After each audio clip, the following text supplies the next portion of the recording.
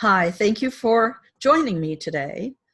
We are reading from A Course in Miracles, and we are in the student workbook. We are on lesson 38. There is nothing my holiness cannot do.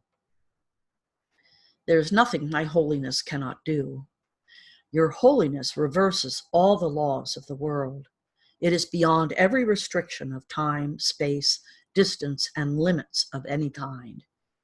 Your holiness is totally unlimited in its power because it establishes you as a son or daughter of God, at one with the mind of his Creator.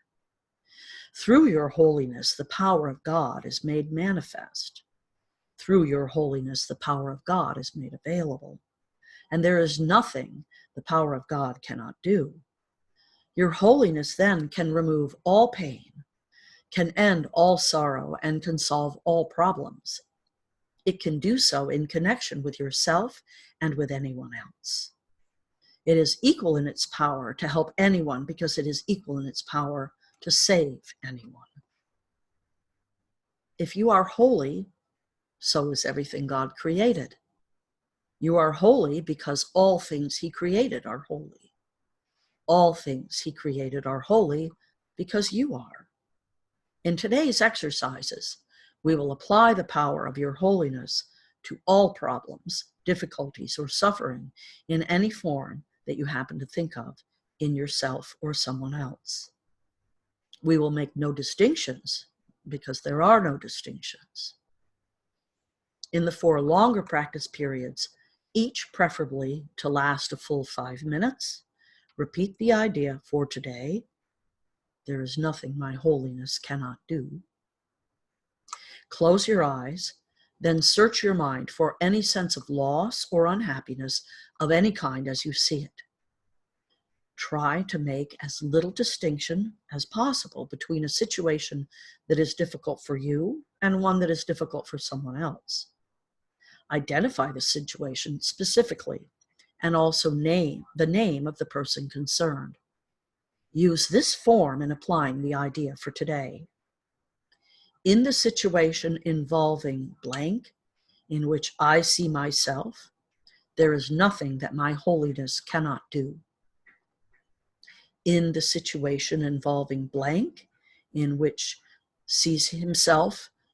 blank sees himself, there is nothing my holiness cannot do. From time to time, you may want to vary this procedure and add some relevant thoughts of your own. You might like, for example, to include such thoughts as, there is nothing my holiness cannot do because the power of God lies in it. Introduce whatever variations appeal to you, but keep the exercises focused on the theme, there is nothing my holiness cannot do. The purpose of today's exercise is to begin to instill in you a sense that you have dominion over all things because of what you are.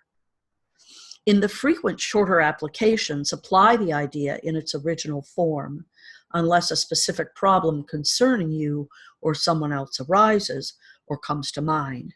In that event, use the more specific form in applying the idea to it. So there's a little bit of a catch here.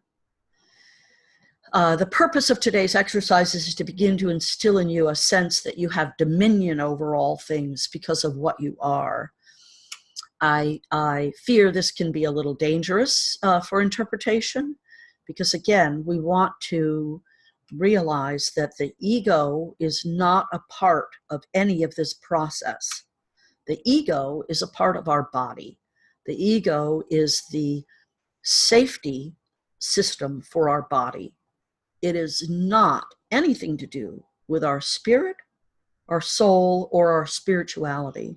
It has absolutely nothing to do with what we do on earth as a spiritual being. The ego has only to do with us in human form. So the idea that you have dominion over everything, I want you to just be careful with it, because everything has dominion over everything, because everything is a function of divinity. Everything is source in form, so truly everything has dominion over everything. Don't let that go to your head. Okay, that's it for today. Have fun with this one, and I will see you here tomorrow for the next workbook lesson. As always, you can reach me at 907-351-3003. I will do my best to reply, and namaste.